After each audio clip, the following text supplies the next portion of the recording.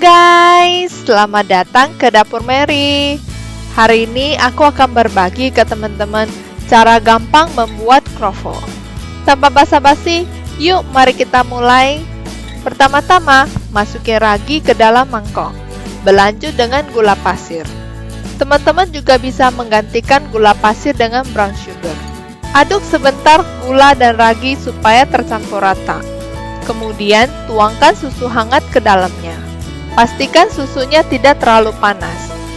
Suhu ideal sekitar 40-43 derajat Celcius, supaya ragi bisa berkembang biak dengan baik. Dan diamkan selama 5-10 menit, hingga raginya berbusa. Sementara itu, masukin tepung terigu ke dalam mangkok baru.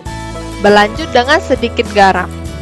Aduk tepung dan garam supaya tercampur rata. Dan kemudian masukin potongan mentega dingin ke dalamnya. Potong menteganya kecil-kecil. Ini jalan pintas untuk membuat adonan croissant. Aduk menteganya sebentar dengan garpu sambil menekan menteganya.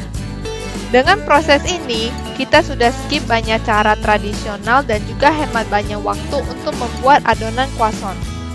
Setelah itu, masukin campuran ragi yang sudah berbusa ke dalamnya. Dan aduk dengan spatula hingga berbentuk adonan. Basically, kita sudah hampir siap membuat adonannya. Yang sisa hanya proses melipat adonan dan menggulung adonan. Walaupun membuat adonan croissant memerlukan banyak langkah, tetapi kalau sudah menguasai teknik membuatnya, kita bisa membuat croissant lebih cepat. Oh ya teman-teman, kalau teman-teman suka dengan video aku ini, jangan lupa pencet tombol subscribe, like, dan pencet tombol bell supaya teman-teman tidak kelewatan semua video baru aku. Teman-teman juga bisa follow aku di sosial media @dapurmary. Bungkus adonannya dengan plastik wrap.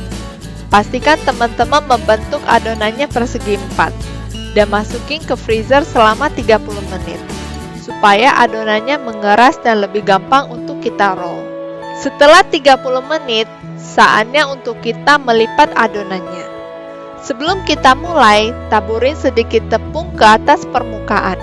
Dan kemudian taruh adonan yang sudah kita dinginkan ke atasnya.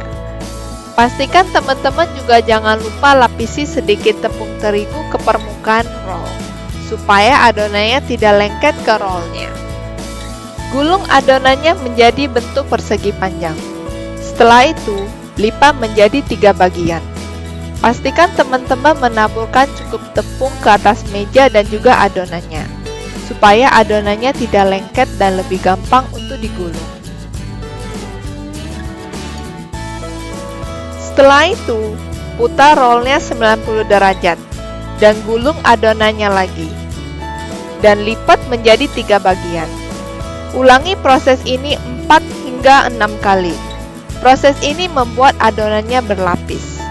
Setelah itu, bungkus adonannya dengan plastik wrap dan simpan ke dalam kulkas selama 1 jam atau up to 8 jam. Semakin lama ragi memfermentasi, semakin baik rasa yang akan kita dapat dari croissant. Setelah adonan sudah dingin, saatnya kita membentuk croissant. Teman-teman ingat untuk selalu menaburkan sedikit tepung ke atas permukaan meja. Dan kemudian taruh adonan yang sudah kita dinginkan ke atasnya. Dan taruh sedikit tepung ke atas adonan sebelum digulung. Gulung lagi croissant menjadi persegi panjang yang besar. Ukuran ideal persegi panjangnya sekitar 40 cm panjang dan 25 cm lebar, dengan ketebalan sekitar 3 mm. Setelah itu, ukur dengan penggaris sekitar 8 cm. Dan potong sampingnya dengan pisau yang tajam. Begitu juga dengan bagian satunya. Mulai dengan 4 cm dan kemudian potong setiap 8 cm. Dan potong adonannya menjadi segitiga mengikuti ukuran yang sudah kita tandain tadi. Dengan begini, kita bisa mendapatkan segitiga yang panjang dan bagus. Siapkan loyang yang sudah dilapisi dengan kertas roti atau silikon mat ke sampingnya. Sebelum menggulung, potong sedikit di setiap alas segitiga. Dan kemudian gulung segitiganya sambil membuka sedikit potongan tadi. dan gulung adonannya.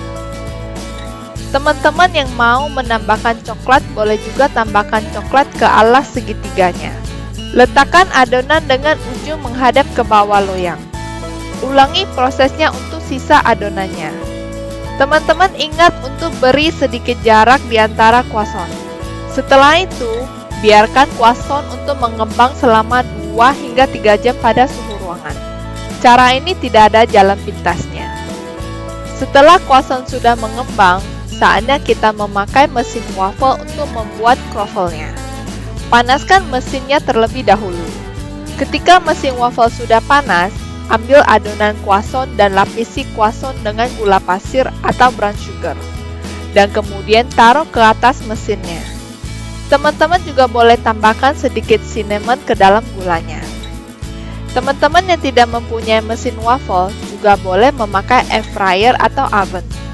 Sebelum memasukin ke air fryer, ratakan adonan supaya rasa dan teksturnya mirip dengan croffle.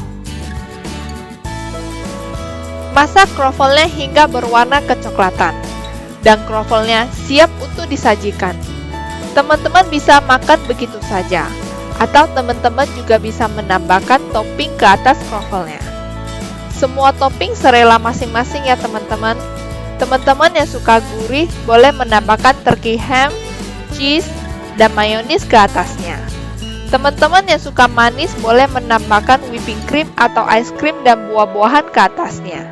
Kreativitasnya endless ya teman-teman. Makanan ini lagi booming banget di Korea dan di Indonesia. Banyak juga yang membuat resep ini dengan puff pastry. Tapi rasa croffle yang terbuat dari puff pastry dan adonan croissant itu ada bedanya juga. Puff pastry itu tidak mengandung ragi dan memakai air untuk membuatnya. Sedangkan croissant terbuat dari ragi dan susu. Ini aku ada beberapa ide untuk croffle-nya. Tapi teman-teman harus mencoba yang turkey ham dengan sedikit mayonis.